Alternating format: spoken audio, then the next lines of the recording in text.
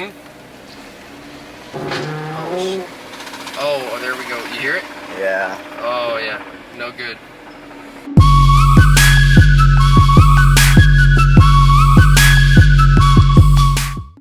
What's going on, guys? Okay, so before I get into today's video, I want to go ahead and back up a little bit and give you guys a better idea of the approach I'm going to be taking with this build. And now, when I posted that first video a few days ago, I got an amazing amount of feedback and people just being super positive about it and excited about it, which was amazing for me, and I was actually a little overwhelmed by it. And so a lot of people contacted me saying, hey, I'd love to be a part of the build, I can give you discounts on parts, you know, I really want to see this build happen. And one of my good friends, Ben, shout out to you, hit me up himself and he said, hey, why don't you make this a budget build? So try to spend the least amount of money possible to make the most fun and functional car and still be able to compete with other guys who are, say, you know, spending $40,000, $50,000 on a build. And that really resonated with me and made me think, yeah, heck yeah, why don't I take that approach?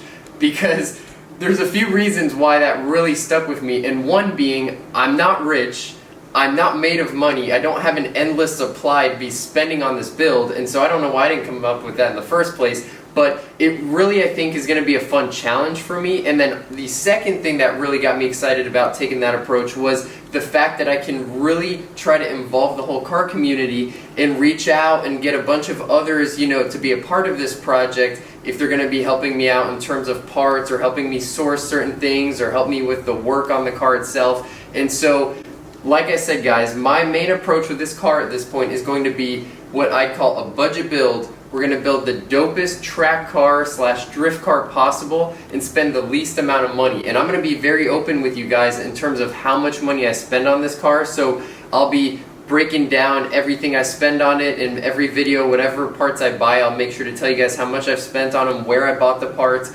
And then also, I think another fun thing would be is any parts I'm looking for during this time period, I'll always make sure to put that list in the description of the video, so that way if any of you guys have those parts or know someone that might have those parts, you can reach out to me and then we can see if we can make a deal.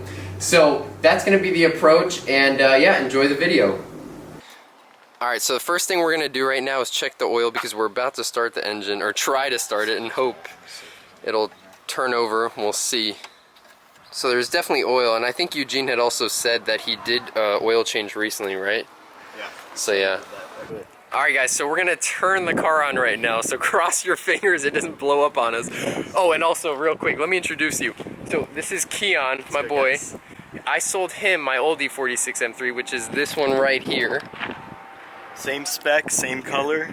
Yep. Same transmission as this car now. Literally. Only it runs. Yeah, it runs. Runs real nice. Yeah, and he's going to be helping me with majority of the build, so you guys will be seeing him in a lot of the videos.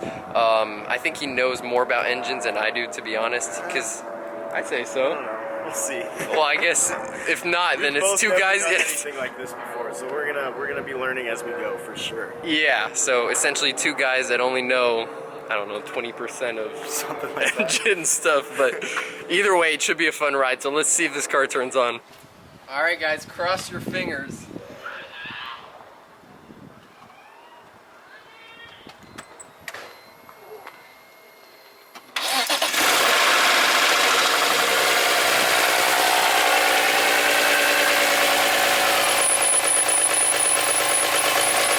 Dude, it doesn't sound too bad. What the? I don't know, man. Guys! It did knock a little when you first started it, but... Guys, so the engine's running. Honestly, I don't know if I just got one hell of a deal or what, but it's... You guys hear that?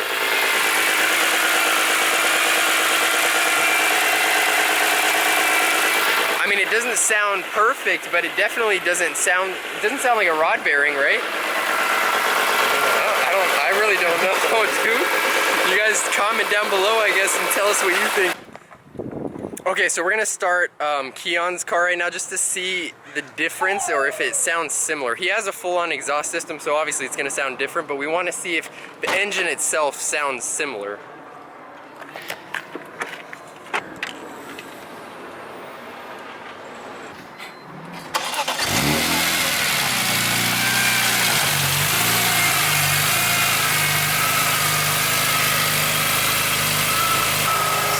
it's definitely making a choppier. Yeah.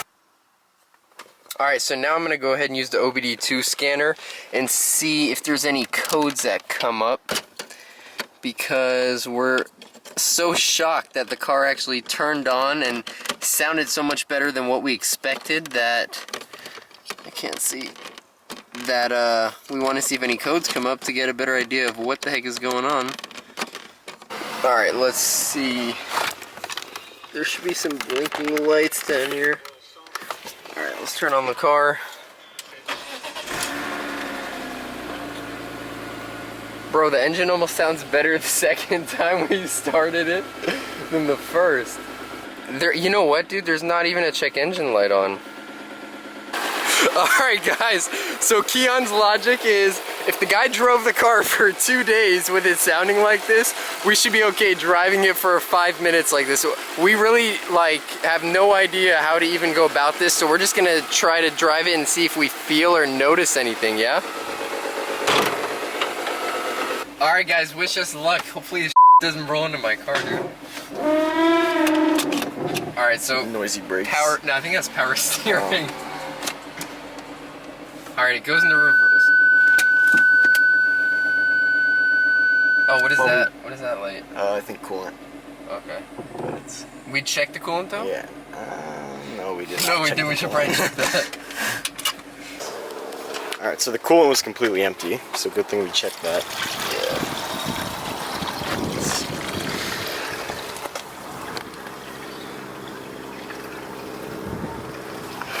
On the bottom so far. These are recording. Alright, we got coolant in. Now let's try this again.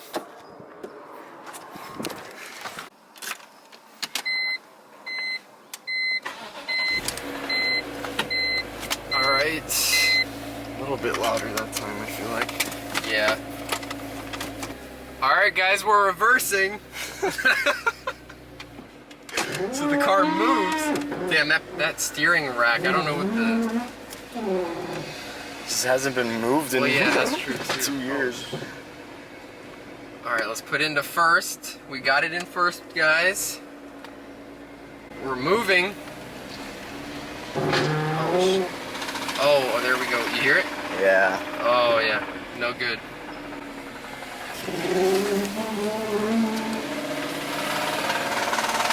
Yeah, that definitely does not sound good. But no check engine light. Sounds like a tractor. Yeah.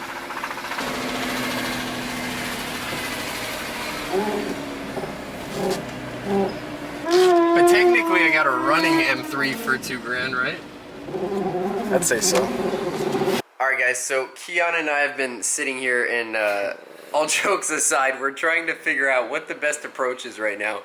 Because obviously you saw the car runs, but we're pretty sure at this point it is the rod bearings. We researched a little bit. So rod bearings at 190K is not something that sounds like impossible. And then another thing is, I just hit up the guy who I bought the car from, and he said that Vanos has never been rebuilt or replaced on this car. So if that's not going bad, it's bound to go bad very soon. And replacing both of those things would cost us around 800 bucks and a lot of time. And so me not being a very patient person, I know this is a budget build, but me not being a very patient person, I don't know if I want to go through all the effort and time. Exactly. I don't know if I want to go through all the effort and time of rebuilding an engine that has 190K and then possibly having a bunch of other crap go wrong, right? So we might look into doing a 1JZ swap, because an LS swap is going to cost a lot more, and then at that point it's not a budget build anymore. So if we can find a 1JZ for a good price, then we'll probably do that, and we're going to have a shop obviously help us out with doing that swap, but that's something I'm going to research these next couple days, figure out, and then go from there. Obviously I want to keep this as cheap as possible, because like I said, I'm not made of money, and that's the whole point of this series, is to make it something that, you know, the average person can actually build.